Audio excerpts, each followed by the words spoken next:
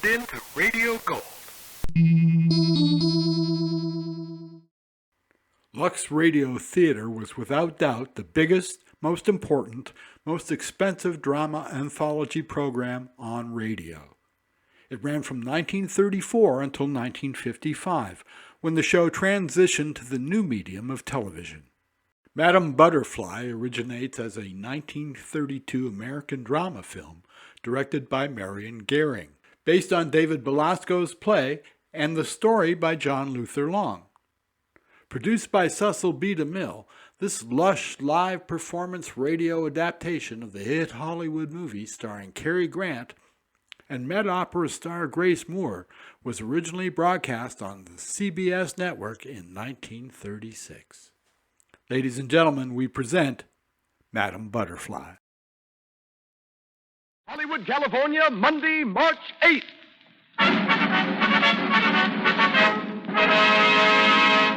The Lux Radio Theatre presents Grace Moore and Cary Grant in Madame Butterfly with Pedro de Cordova and Merrick Windheim.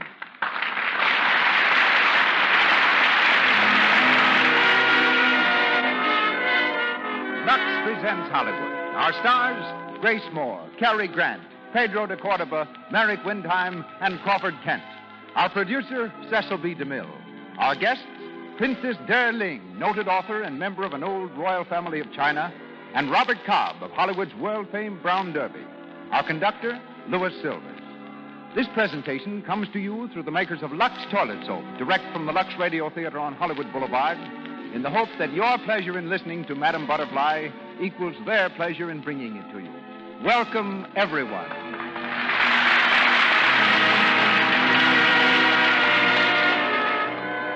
Have you ever wondered, as you take a cake of Lux toilet soap from its wrapper, how can they sell a soap like this for so little? Well, it's true that Lux toilet soap is an amazing value. Will you check off some facts with me? It is made just as the costliest French soaps are made, and of the very finest ingredients. It is mild, pure, snow white. It is delicately fragrant with an exclusive, expensive perfume. It has the special advantage of active lather that prevents choked pores, guards against cosmetic skin. It is only possible to sell a beauty soap like this at a modest price because so many of you, literally millions of you, use it and keep on using it. And surely it is significant that 9 out of 10 lovely screen stars who can afford to pay any price use inexpensive Lux toilet soap to guard their million-dollar complexions. And now, our producer, ladies and gentlemen, Mr. Cecil B. DeMille.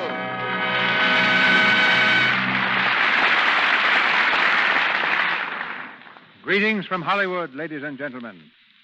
With the vigilance of an eagle guarding its young, the late David Belasco cherished his reputation as a producer of nothing but successful plays. Yet the time came when Mr. Belasco sponsored a production that the public did not like. It was called Naughty Anthony, and failed despite the talents of Blanche Bates and Frank Worthing. Mr. Belasco was equal to the occasion. He wrote a one-act play from a story by John Luther Long called Madame Butterfly, presenting it as an extra offering immediately after the last act of Naughty Anthony. With Blanche Bates as Butterfly, the play was a sensation. Yet at 8:30, the theater was consistently empty. It wasn't until after 10 o'clock each night that the ermined elegance of New York society stepped from their carriages and crowded the theater. One of the 10 o'clock scholars was an Italian composer named Giacomo Antonio Domenico Michele Secondo Maria Puccini. He saw the play, conferred with Belasco, and wrote his immortal opera, Madame Butterfly. In our story tonight, we borrow from both play and opera. Since the opening of Columbia's new film, When You're in Love, Hollywood is hailing Grace Moore and Cary Grant as the most important team of the new year. Miss Moore has reached a fame in grand opera, motion pictures, radio, and on the concert stage that comes only to the truly great. In her first starring picture, One Night of Love, she sang the arias from Madame Butterfly, thereby introducing grand opera to talking pictures. We welcome her tonight as the little geisha girl, Cho-Cho-San. Our Lieutenant Pinkerton is Cary Grant. Born in England, Cary ran away from school when 13 to become an acrobat. A month passed before his father caught up with him. But 3 years later, Cary was back with his old troupe. He came to New York first as a comedian, later as a singer in operettas, thence to Hollywood, where 23 pictures have elevated him to well-earned stardom. Pedro de Cordoba, with whom I acted 35 years ago in E.H. Southern's company, will be heard as the Bonza.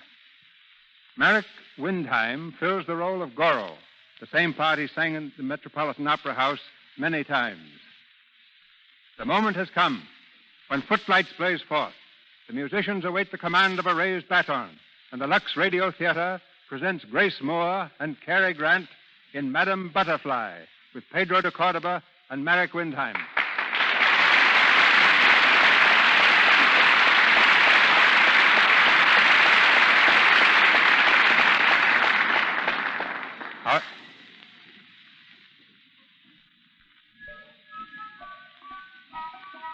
Our scene is the inner garden of a Japanese tea house in Nagasaki.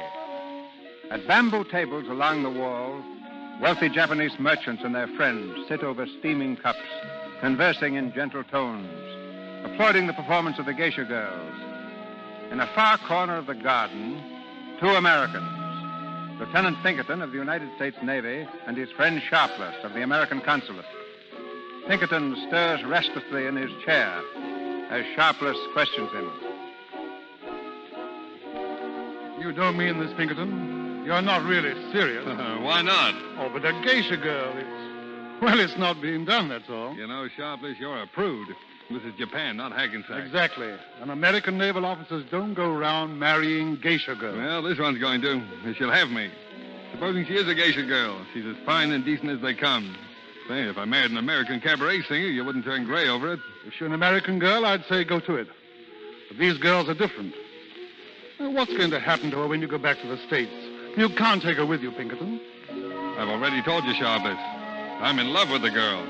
You love her enough to spend the rest of your life with her? What do you mean? Well, you wouldn't have to. I suppose you know that. I've heard something about it. Yes. The Japanese law is convenient for foreigners. You can take a wife for 999 years, but you can annul the marriage any time you want merely by walking out on her. Now, wait a minute. If you're suggesting... I'm not suggesting anything. I'm stating facts. Well, it happens that I know the facts. It also happens that I love this girl. I'm going to marry her, regardless of what you think about it. Well, it's your life, Pinkerton. You can do what you want with it. Oh, forget it. Come on, Sharpless. Snap out of it. Which girl is it? She's here at this tea house. Her name's Cho-Cho-San. The one they call Butterfly? Yes, you know her? Oh, I've seen her. She's a pretty little thing. So young. She's like a child sometimes. You know, I've never met a girl like her before. I never will again. She's deep down inside of me, and I can't get her out. You see, I've got it pretty bad. Lieutenant Pinkerton? Yes, Goro? Cho-Cho-san says she waits your pleasure. Where do Lieutenant wish to sit with Cho-Cho-san? Oh, in the outer garden by the fountain. Tell her I'll see her there in a few minutes. Cho-Cho-san, be there. Thanks. You'll excuse me, Sharpless? Oh, Pinkerton. Uh-huh. Yeah? There's nothing I can say? No, I'm afraid not. See you later, old man. All right.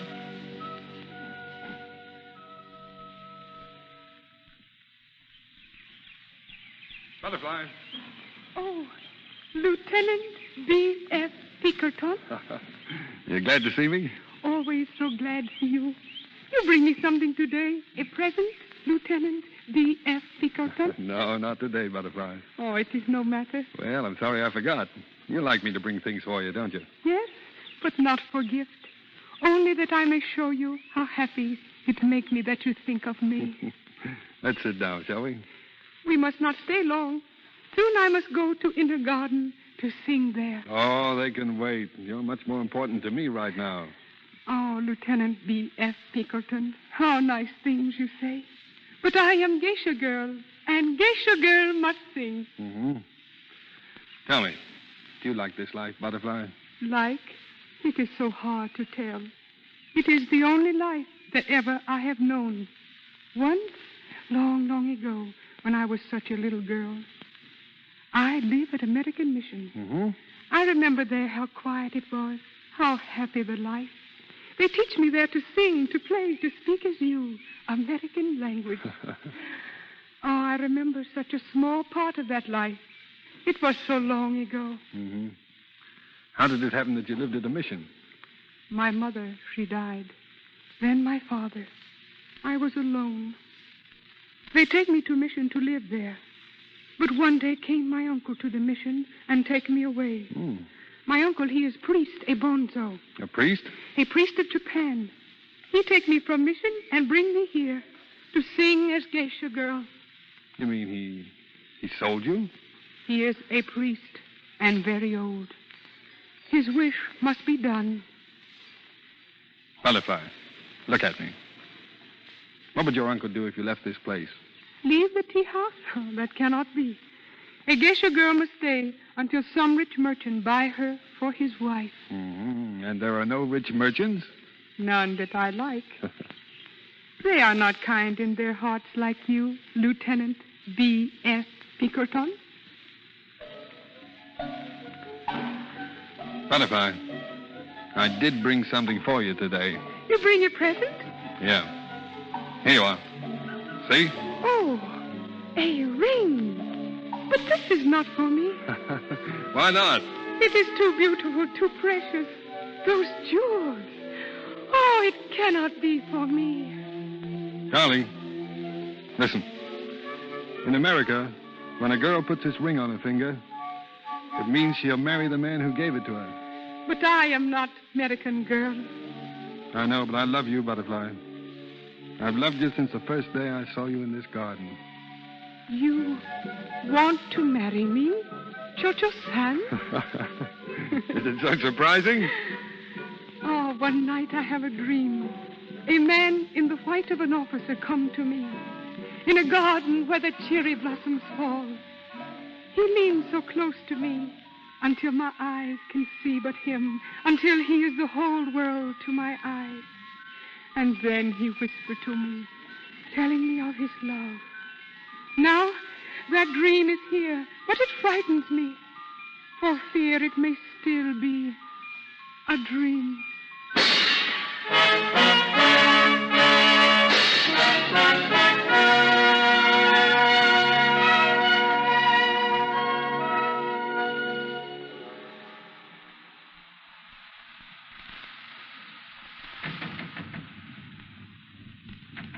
Suzuki, Lieutenant Pinkerton?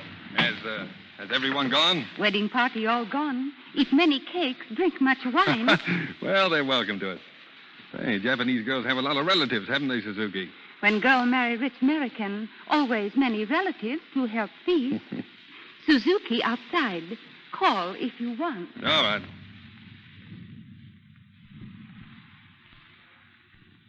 Lieutenant B.F. Pinkerton? Come in, Butterfly. They have gone. Every single one. I have think they stay forever. Why, were you so anxious to be alone? I am your wife now. Come here, Butterfly. Let me look at you. Has anyone ever told you you were very, very pretty? Some.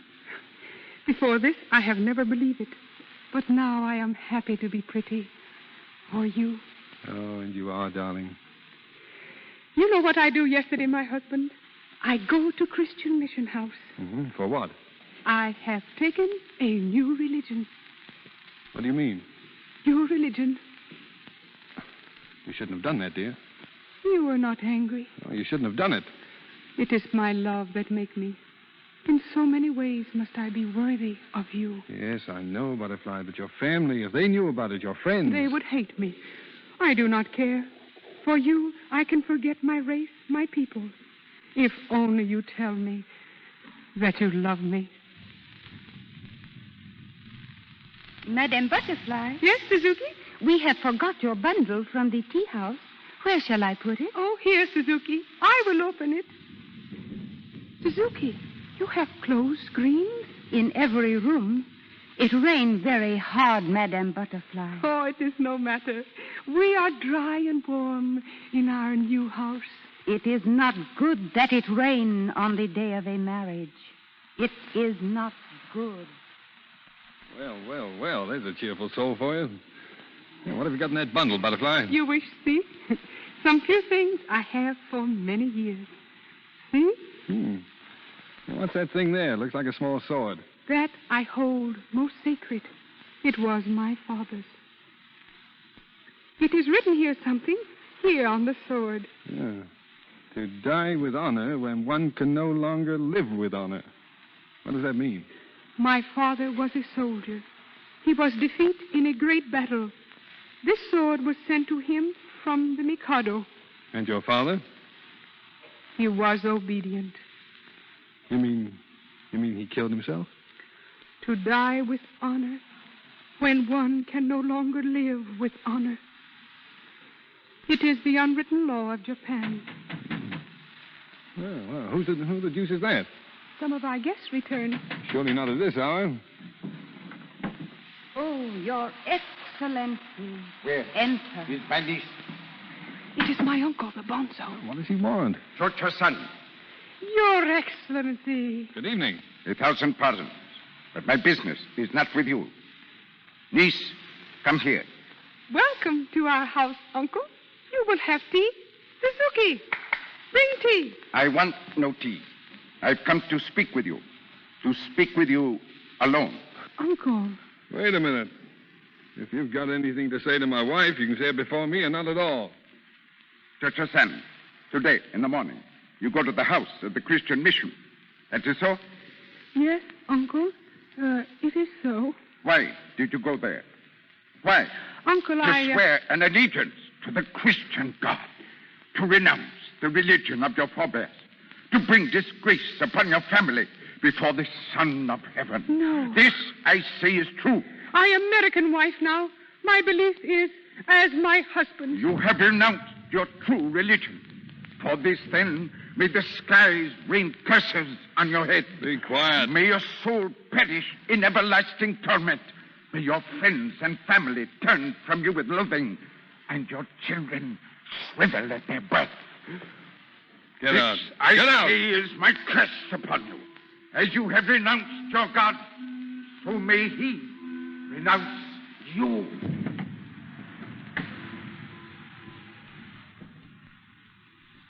Butterfly. Butterfly. You hear what he say? Yes, dear. Try not to think about it. Come here, darling. Hold me close, please.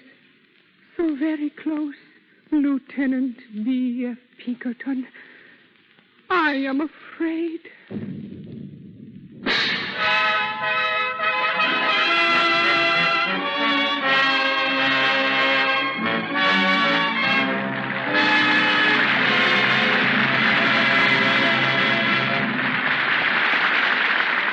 And now, for a moment, let's listen in at the lobby of the Hotel Roosevelt here in Hollywood. At this time of day, it's quieter than usual. But a handful of people have dropped in. From a hard day at a nearby movie studio, from a shopping trip, from sightseeing. As usual, there's a celebrity or two. Look, Tom, isn't that Olivia de Havilland over there? Yes, it sure is. Well, Betty, now you've actually seen a real live screen star. What do you think of it? I think she's perfectly lovely. I adore the color of her hair and eyes. And her skin is gorgeous. After I've shown you one of the big studios and you see the lights they work under, Betty, you'll know why a screen star can't face the camera without absolutely flawless skin. Why, silly, I know that. For simply ages, I've been using the soap screen stars recommend for my own skin. Lux toilet soap. Betty's a smart girl. She guards against unattractive cosmetic skin, tiny blemishes, enlarged pores, dullness, by following a simple rule that will bring results for you. Here it is. Before you put on fresh makeup, always before you go to bed, use Lux toilet soap. Mr. DeMille carries on. We continue with Madame Butterfly, starring Grace Moore and Cary Grant.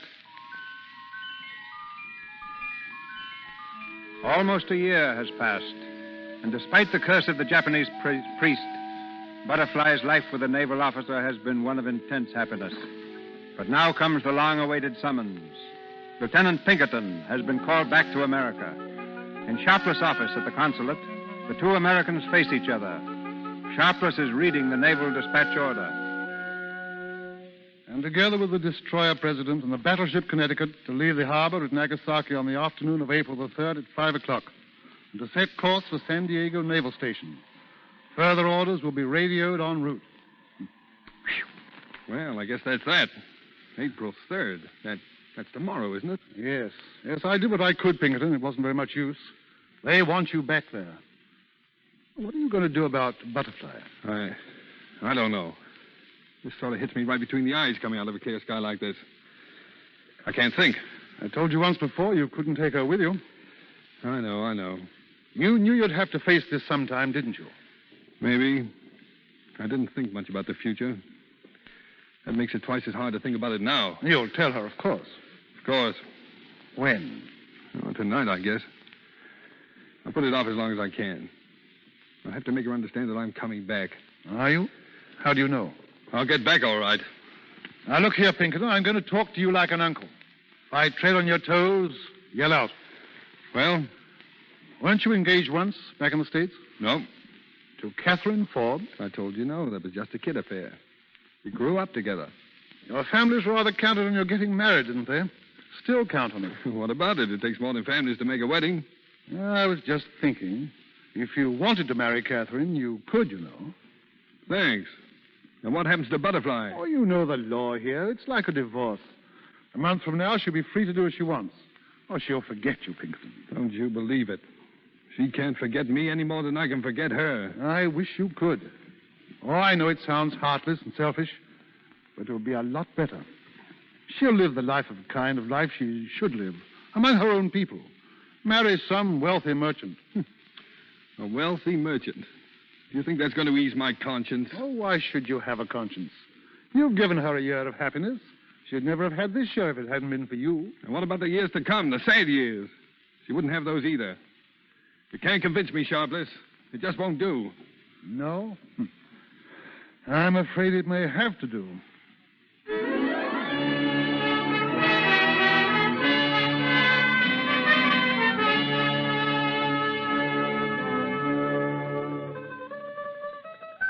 Butterfly.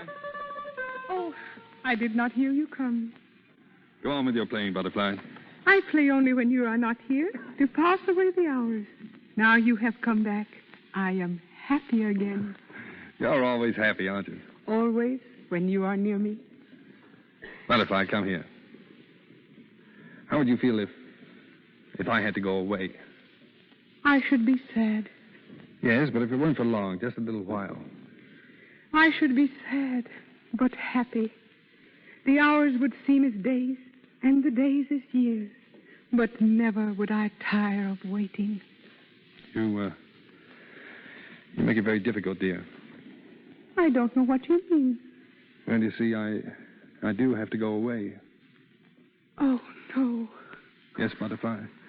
They've called me back to America. The order came today. When must you leave? Tomorrow, dear. We sail at sunset. Tomorrow. At sunset. Yes, dear. Oh, tomorrow. It is so short a time. And I shall miss you so. And yet, it is right. What is right? It has been said that for every moment of happiness, there must be one of pain. I have been too happy with you, much too happy. And now I must know the pain. Oh, you mustn't feel that way, Butterfly. It may not be for long. How long? I don't know, dear.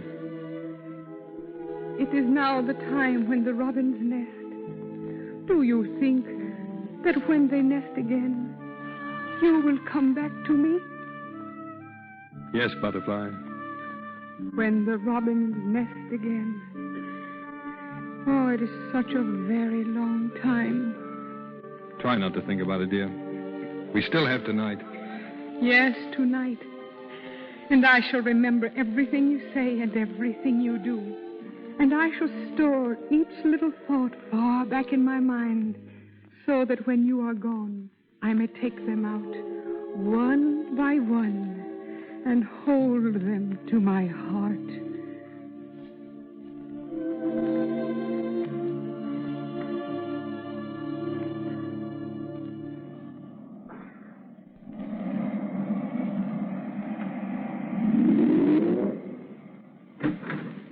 Lieutenant Pinkerton reporting, sir.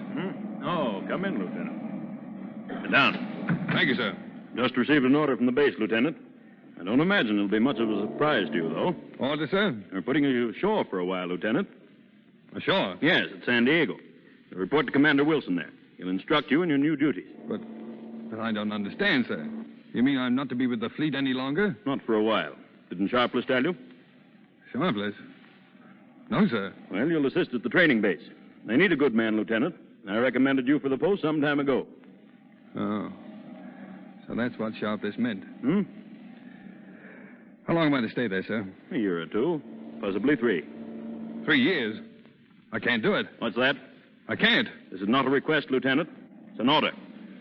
I know, sir, but I'd rather resign. You can't resign in the face of an order, Lieutenant Pinkerton. We don't ask men what they'd like to do in the Navy. We tell them to do it. Anything else? No, sir. Nothing, sir. Now,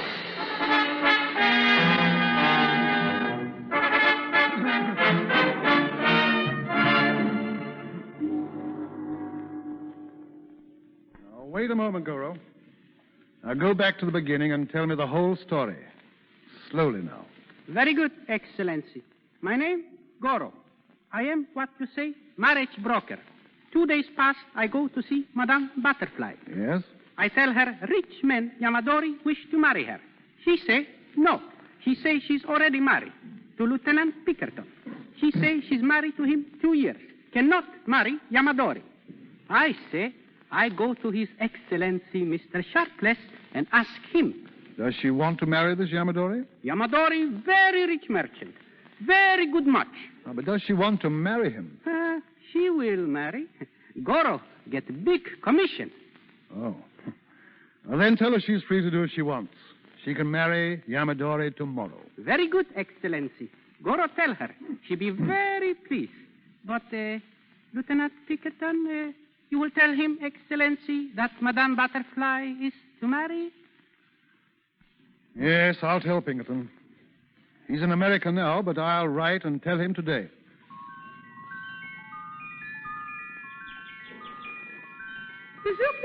Suzuki! You call Madame Butterfly? Look, Suzuki, out there in the garden. You see that bird? I see.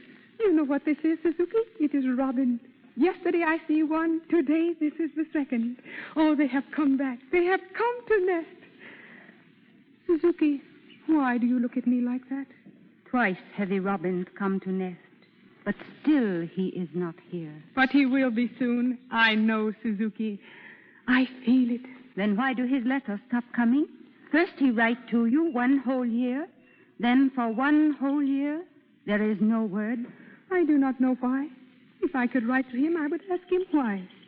But there is reason, Suzuki. There must be very good reason. You do better to forget Lieutenant Pinkerton. You do better to marry Yamadori. No. I have told you. I have told Goro. I have told Yamadori. I no can marry. I am Mrs. Lieutenant B.F. Pinkerton. Never will I marry someone else. Never. Oh, he will come back, Suzuki. He will come now. Oh, yes. If he knew about his little son. He will never know he have a son. That is not true. Why you say things like that? Every night I pray to God, send back her husband to little Butterfly. Send back the father of her baby son. Many months have come and go, yet is there no sign from the gods. Yet is there no answer. There is answer here in my heart. It say, be brave, don't cry too much, for soon he will come back. But yet have I never heard of foreign husband who returned to his house. You have no faith, Suzuki, but I have faith. I know. It is like the song I sing to him the day before he leaves. The song of the girl who knows her lover will come back. Someday in his heart he will hear my song, and he will come.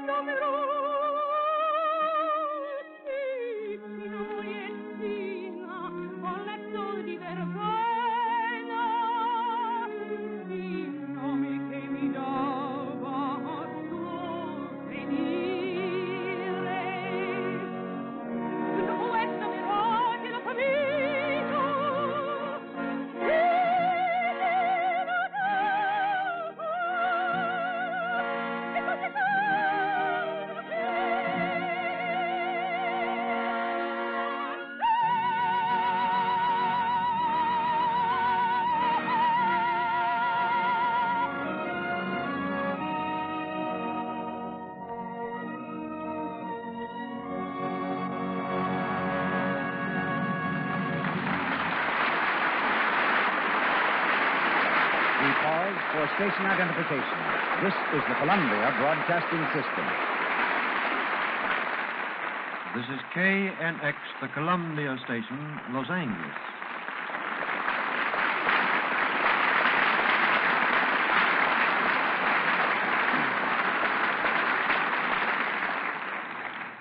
Grace Moore, Cary, Grant, and our all-star cast return shortly in Madame Butterfly.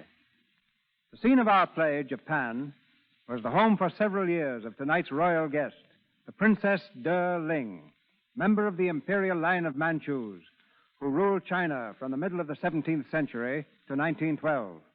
Daughter of the late Lord Yu Keng, eminent Chinese Minister of Foreign Affairs and ambassador to many European nations, Princess DeMille, now a resident of California, is a noted lecturer and author of many books on the Orient. Ladies and gentlemen, Princess DeMille. Thank you, Mr. DeMille. Listening to tonight's play brings back memories of a childhood spent in Japan when my father was ambassador in Tokyo. It was there that my tutor taught me the same dances that Madame Butterfly would dance as a geisha girl. There also did I learn the Japanese art of arranging flowers. Each year, blossoms become an occasion for imperial festivities in Tokyo. My meeting with the Emperor and Empress of Japan, parents of the present ruler, took place at the cherry blossom garden party. I was greatly impressed by the loveliness of the Japanese women. What beauty care they use, I frankly cannot recall. But I do remember well that the Empress Dowager of China, the last of the Manchu rulers, was exceedingly particular about her personal appearance. Are you going to tell us that Lux soap penetrated even to the Forbidden City in Peking? No. The Empress lived in the days before Lux toilet soap. But I use Lux toilet soap, Mr. DeMille, and I am convinced there is nothing better. I was about to enroll in Vassar College when the Empress summoned me to the palace as lady-in-waiting. What are the duties of a lady-in-waiting? I had charge of her jewel room, her blue diamond crown, her pearl cape made of 3,500 pearls as large as canary eggs were almost as nothing in that room of fabulous wealth. But the real task of a lady-in-waiting was to entertain Her Majesty. And what gave her the most pleasure? Reading, particularly. The Taming of the Shrew and Romeo and Juliet were great favorites. There were those who say the old Empress had no heart. But when I finished Romeo and Juliet, she looked at me for a moment and quietly said, "It is quite true. Without love, there is no reason for life." With the Empress, the sun set on another line of royalty. Since those days, I have lived throughout the world, and I assure you all, there is no other country where being alive can mean so much as in my adopted land, the United States of America. Thank you. Thank you, Princess Gering. Once more, Madame Butterfly, starring Grace Moore and Cary Grant. Another year has gone by, but Butterfly's faith is still unshaken. With the passing of each day, she's happier, secure in her belief that every hour brings her husband closer. Meanwhile, on the other side of the world, the American naval officer has been trying to forget his Japanese wife, thinking that she's married the wealthy merchant. He's received new sailing orders, a trip to the Orient, to Nagasaki. It's the night before his departure. An officer's dance is in progress on board his ship. Pinkerton stands at the rail, gazing thoughtfully across the bay. Hello there. Huh? Oh, hello, Catherine. I've been looking all over for you. What are you doing? Hiding? No, I just came out here to think. About me? Oh, sure. Oh, look out there. It's beautiful, isn't it? And tomorrow you'll be sailing out across it, into the sun. Yes. I'll bet I beat you to Japan. You probably will. We'll be stalling around out there for a week or so, battle maneuvers. Oh, I'm so glad I'm going. I had an awful time talking Dad into it. He kept yelling that he couldn't get away. Did you get your tickets? Uh-huh. We're sailing day after tomorrow on the Empress. I'll be a native by the time you get there. Would you like me in a Japanese kimono with a comb in my hair? Sure I would. You know, I never thought I'd be going back again. Why not? Oh, I don't know. I had an idea I'd be on shore for the rest of my life. It seems funny now. What seems funny? Going back to Japan? Yes, after 3 years. So much can happen in 3 years, Catherine. So much has happened. But I don't understand you. Oh, it's all right. I guess I don't understand myself. But you're acting so strangely tonight. There's nothing wrong, is there? Nothing you want to tell me? No, it's all right. Let's forget it. Oh, wait. It has nothing to do with me, has it? The way you feel about me. What makes you ask that? Oh, I don't know. It's just a feeling I have sometimes. You've known me for so long, and sometimes when you hold me in your arms, there's such a strange look in your eyes, as if you hardly knew I was there. As if you were thinking of someone else. Catherine, That isn't true, is it? You do love me. Really love me. Of course, Catherine. Oh, and I love you so much. Let's be married in Japan, shall we?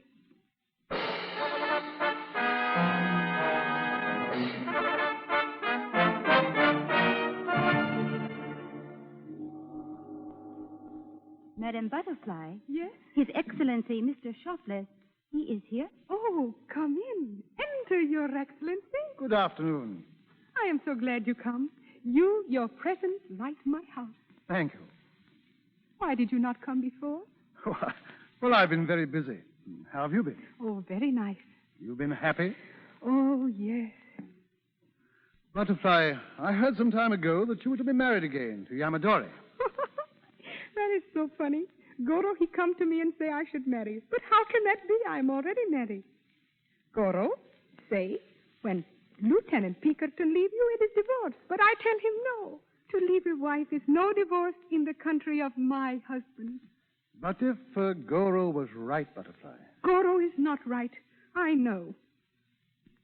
Why do you say that? Well, because I've had news of Pinkerton. News? How is he? Is he coming back? What does he say? Butterfly, I don't know how to tell you this. But if you can still marry Yamadori, I advise you to accept his offer. What? You say I should be Yamadori's wife? Yes, Butterfly. You say that, you American consul, when you know that I am already married? But Yamadori was right. Your marriage was under the Japanese law. It's not binding. You mean I am not Lieutenant B.F. Pinkerton's wife? Yes. No, it cannot be. Love, do not forget. And when he hear about his son... What's that? You do not know, his father do not know. His son?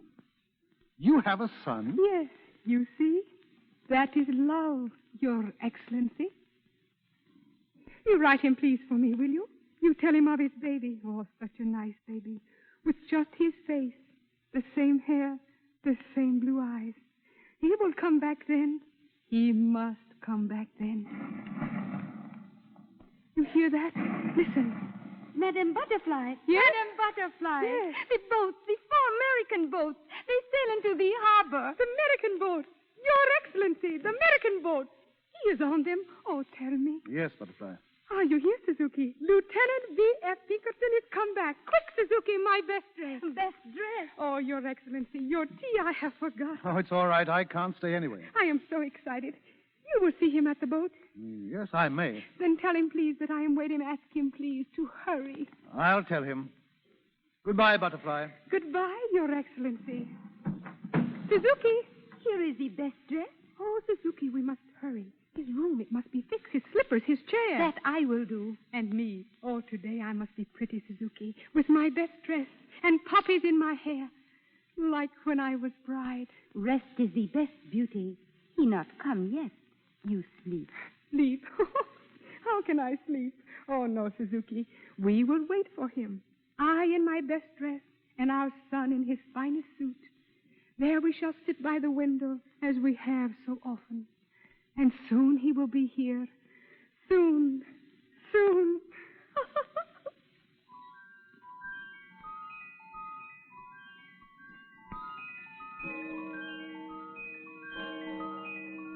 Madame Butterfly, you are asleep? Shh. You must not wake the baby. All day have you been sitting by the window, and still he is not here. It is very late. He will come. It must be that he cannot go from the boat. Sailors have rules, Suzuki. Even a wife counts nothing. Shh. You must not cry, my son. Soon your father will be coming. It is not good that he should see you crying. Shh. Go to sleep. Go to sleep, my son.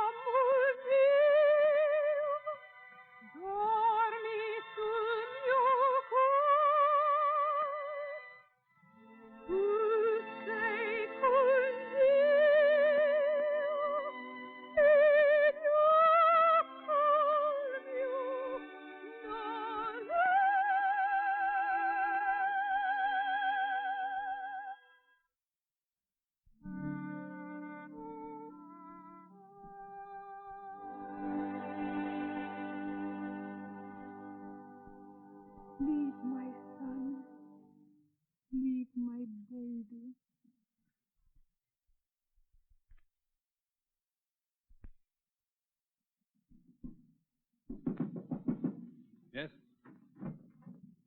Oh, come in, Sharpless. I wasn't sure you'd be up here, Pinkerton. It's very early. I haven't been to bed. What were you doing? Walking the floor, thinking over what you told me, trying to figure things out. You didn't go to see Butterfly? Oh, how could I? Catherine is here. She's traveled 5,000 miles to be near me. I couldn't just walk out on her. I'm sorry, man. If I hadn't been such a fool, but Goro told me she was going to be married. Oh, I don't blame you, Sharpless. I blame myself for believing your letter. I blame myself for thinking for 1 minute that she could have married again. All this time she's been waiting for me, sitting up there in that house. What are you going to do? Catherine will have to know about it sometime. She knows about it now. Well, you told her? Last night. It was the least I could do. I told her everything, the whole story. What did she say? What could she say? She looked at me as if I'd hit her. I couldn't face her after that. I came back here. It's toughest on her, I think. We were to be married here, you know. Yeah, I know. Well, perhaps I shouldn't have said anything, Pinkerton. Well, it might have worked out some way. No, they don't work themselves out, these things. You've got to face them from the start. But how are you going to face it? The only way possible. I love Butterfly. I've never stopped loving her. I'm going back to her.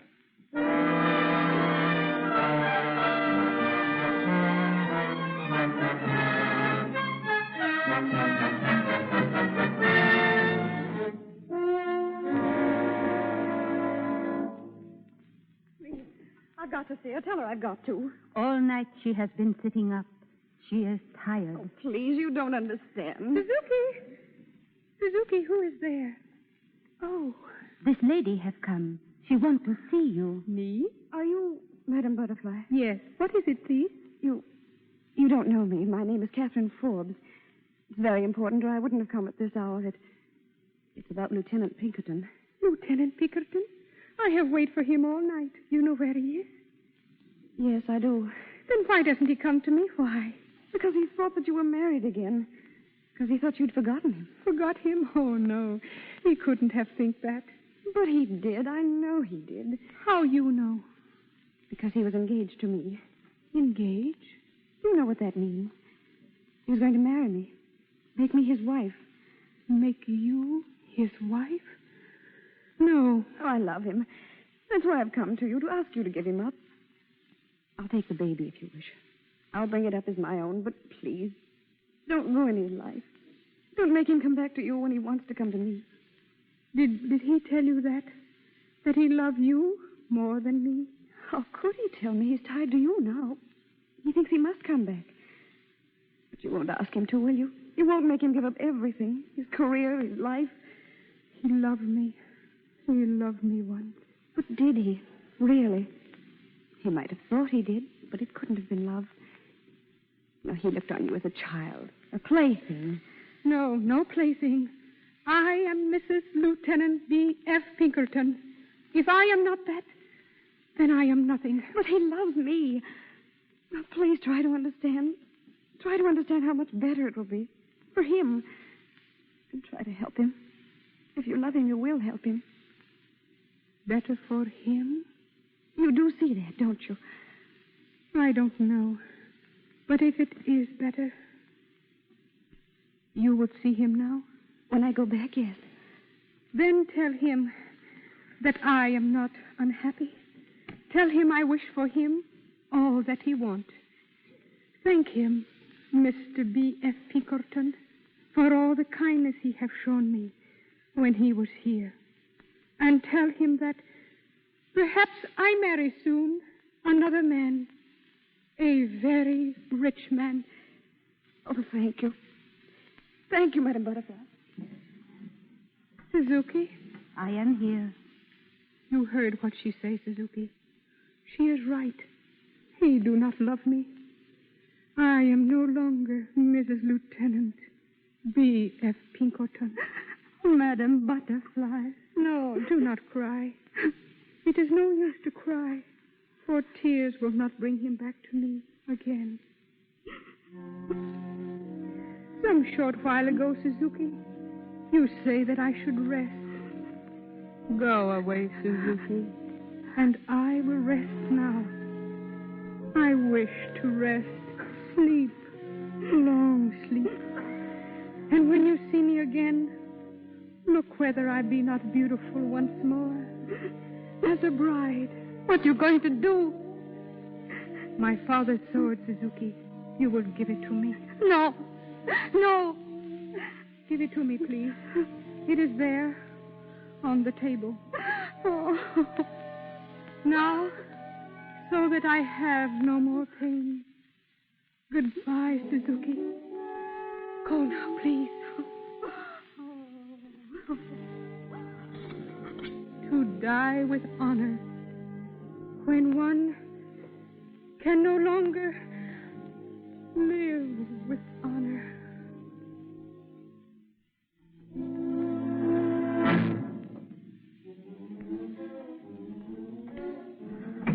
Butterfly! Butterfly! Where are you? Butterfly! What have you done? Butterfly, look at me. I've come back to you, dear. It is too late, my darling. Go back to her. She loves you. Oh, darling, darling, why did you do it? Why, Butterfly, why? Do not be unhappy for me. It is better this way. Too bad those robins do not nest again. Darling. Butterfly. Butterfly!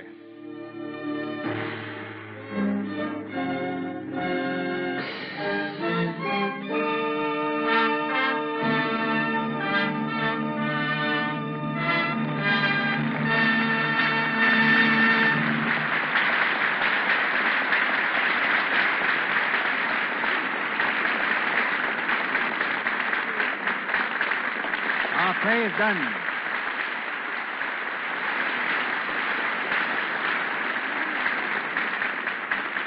As Grace Moore and Cary Grant return in a moment to the microphone. Around the corner from the Lux Radio Theatre is one of the most widely known restaurants in the world, the Brown Derby. Visitors to Hollywood make it one of their first stops, for it is there that the screen's celebrated stars and executives may be found at any hour, from breakfast through midnight supper time. Tradition has made the Derby a meeting as well as an eating place.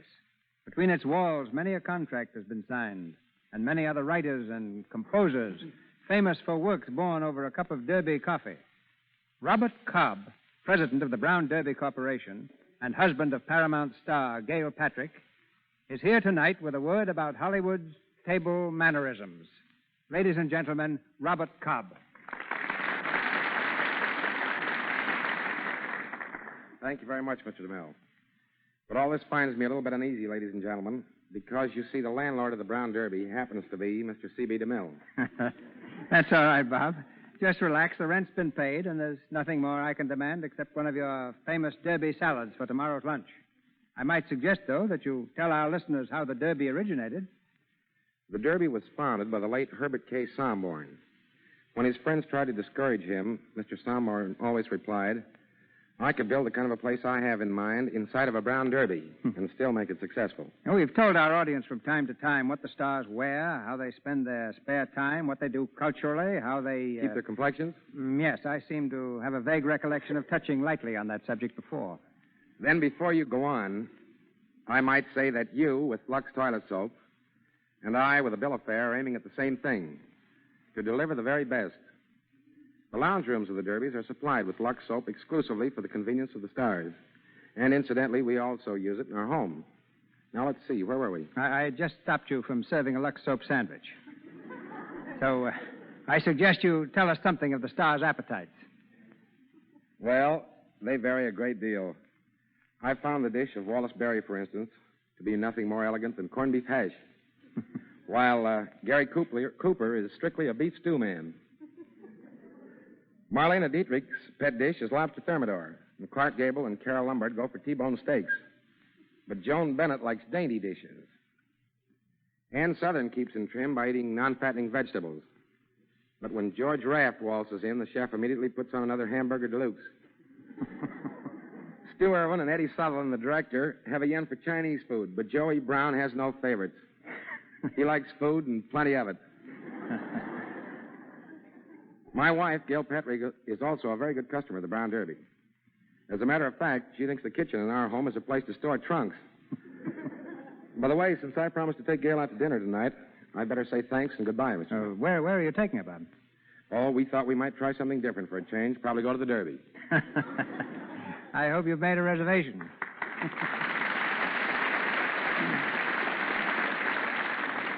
The tremendous success of our star's new picture, When You're in Love, is reason enough, I think, to ask them to talk about it. One of the hits of the film is Miss Moore's rendition of Minnie the Moocher.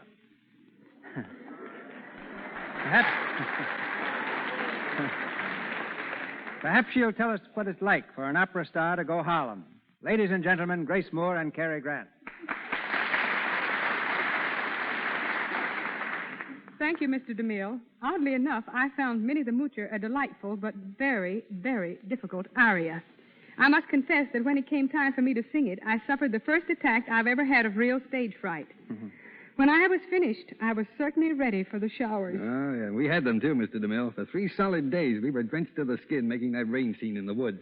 And neither Grace's double nor mine, Mel Merrihew, got a drop on them. We really got it all. That was the longest shower bath I've ever taken. The only thing lacking was a cake of Lux toilet soap. Soap. Whose praises, That's Mr. right. DeMille, I'm always glad to sing. Now, that's praise on a high scale. Last spring on my Scandinavian tour, I found Lux soap wherever I went. There was even a big poster with my picture advertising it in every hotel lobby in the towns I sang in. But in spite of the rain in our picture, we had a splendid time, thanks to another great director, Robert Riskin. Check. Grace, like Mr. Riskin, is becoming quite a writer. In between scenes, she'd go to her dressing room and edit her new book. That's news. What's it about? The Romance of Food. It's a book of recipes. It tells all about the delicious foods I've discovered all over this country and Europe, and I think I'll go to the Derby tonight for dinner. There's only one thing more, Miss Moore, to make it a perfect evening for us, and that's another song from you.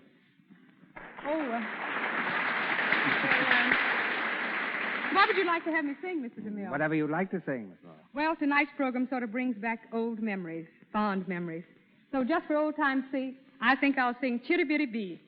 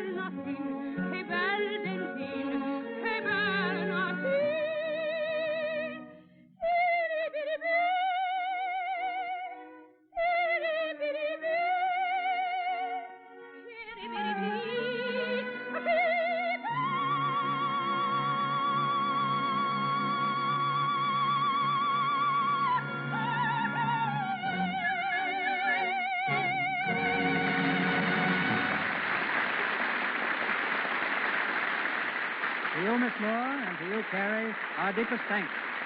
We look forward to having you both with us again in the near future. Next Monday night, the Lux Radio Theatre brings you Marlene Dietrich with Herbert Marshall in Desire. To tell you more is scarcely necessary, save that our story is that of a jewel thief, played by Miss Dietrich with such marked success on the screen. Herbert Marshall returns for his 4th appearance on our stage.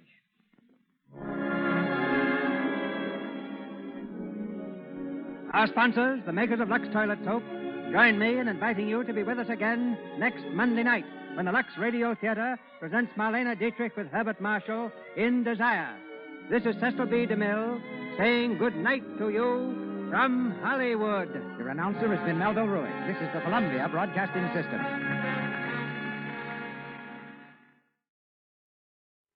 Radio Gold is a 3/9 fine radio production. See you next time.